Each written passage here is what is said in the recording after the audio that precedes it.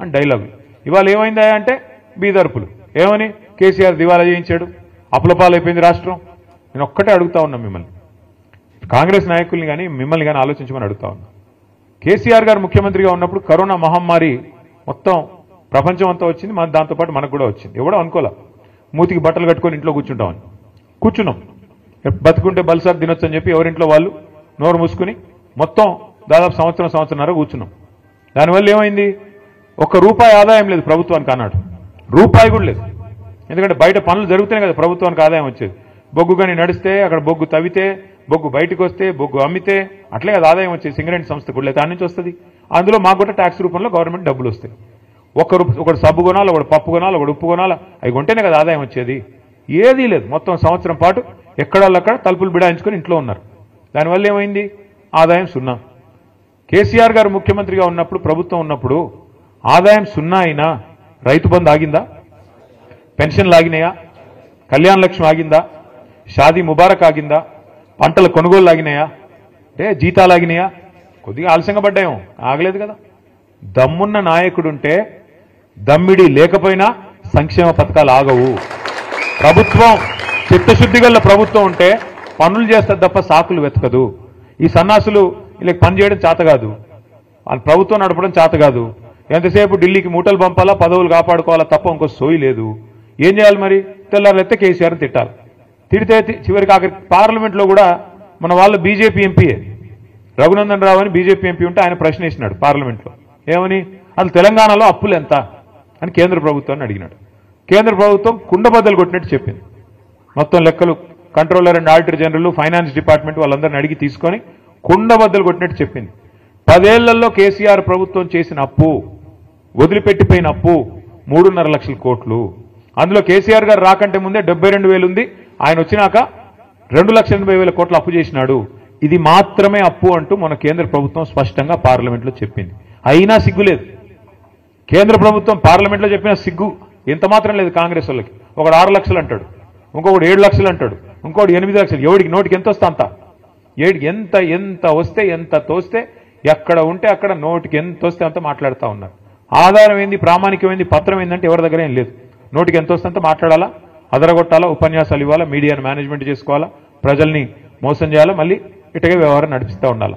ఏం చేస్తున్నారు సక్సెస్ఫుల్గా వాళ్ళు, వాళ్ళ మీదికి రాకూడదు దృష్టి. అందుకే ఏం చేస్తున్నారు, 6 గ్యారంటీలు ఎవరు అడగొద్దు, సింగరేణిలో ఇచ్చిన హామీలు మీరు అడగొద్దు. ఏం చేయాలి మరి, ఏదో డైవర్షన్ గేమ్ ఆడాలి. ఓ రోజు కాళేశ్వరంలో కేసీఆర్ అరెస్ట్, సిబిఐ అని కొన్ని రోజులు టైంపాస్.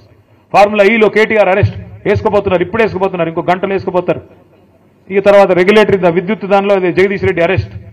ఈ టైపులో రోజొక్క సొల్లు పురాణం తప్ప 22 నెలల్లో 21 నెలల్లో ఒక్క పని ప్రజలకు పనికొచ్చేది జరిగిందా ఎవరికన్నా?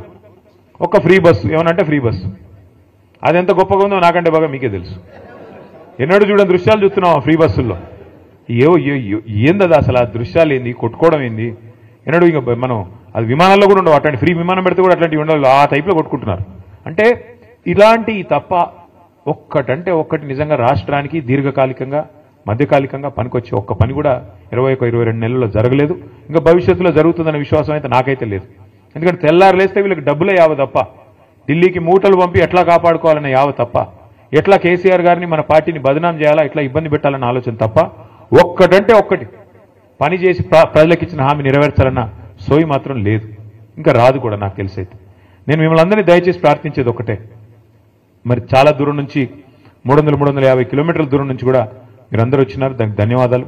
కానీ మిమ్మల్ని ప్రార్థిస్తా ఉన్నా, మొదటి నుండి ఖమ్మం జిల్లాలో ఏంటో కానీ మనకు తెలియదు, 3 ఎలక్షన్లు కొట్లాడినాం మనం తెలంగాణ వచ్చినాక, 14లో, 18లో, 23లో. ప్రతిసారి మనకు ఒకటే సీట్ వస్తుంది. ఆ 1 అనే సంఖ్య దాటట్లేదు మనం ఎందుకో కానీ.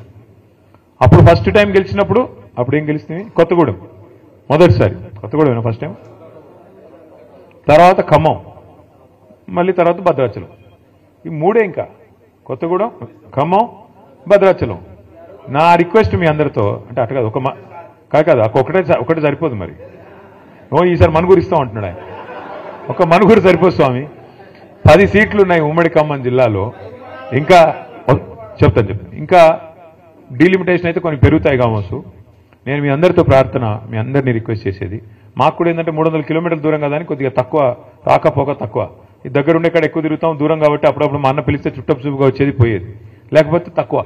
కానీ మీరంతా చైతన్యవంతమైన ప్రాంతం. నేను ఎట్లాగో 10-11 తారీఖు వస్తున్నాను, భద్రాచలం తర్వాత కొత్తగూడెం నేను వస్తున్నాను.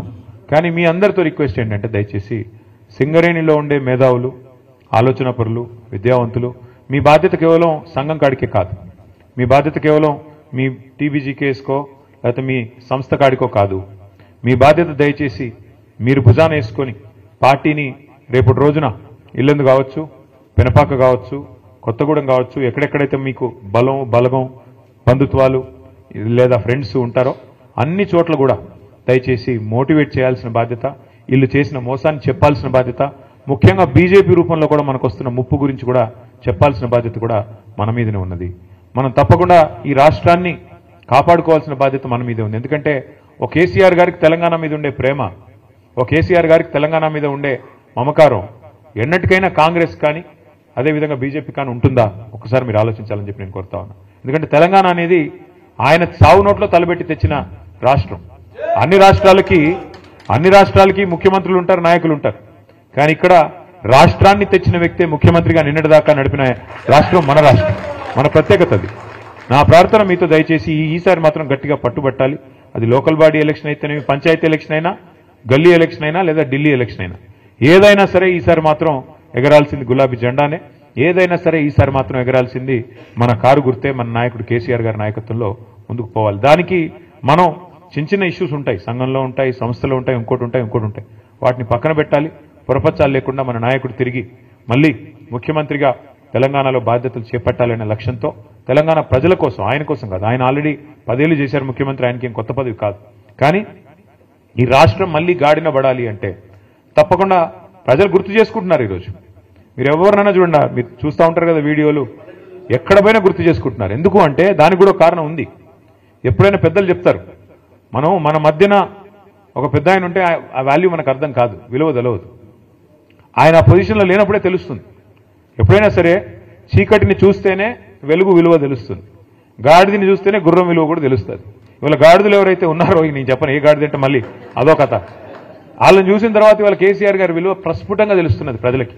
అయ్యో ఎంత తప్పు జరిగింది, అయ్యో ఎంత తప్పు. రైతులైతే నేను చూస్తా ఉన్నా, కొంతమంది వీడియోలు చూస్తా ఉన్నాను నేను, తమ చెప్పు తీసుకొని తాము కొట్టుకుంటున్నారు. మేము తప్పు చేశాము, కాంగ్రెస్ కోటేసి మోసపోయాము, రుణమాఫీ అంటే మోసపోయాము, రైతు బంధు పెంచుతామంటే వీళ్ళు ఏది చేయరు, వీళ్ళ వల్ల కాదు, ఇంకా ఉన్నదే పొడగొడుతున్నారు వీళ్ళని చెప్పి బాధపడతా ఉన్నారు. మరి అట్లా ఉండే రైతులు కానీ, కార్మికులు కానీ, మహిళలు 1,67,00,000 మందికి మాటిచ్చినారు, మీకు నెలకు 2,500 ఇస్తామని. వీళ్ళు ఇస్తారా? తులం బంగారం అన్నారు. నేను చెప్పాను ముందే, బంగారం కాదు, వీళ్ళు ఇనుము కూడా ఇవ్వరు.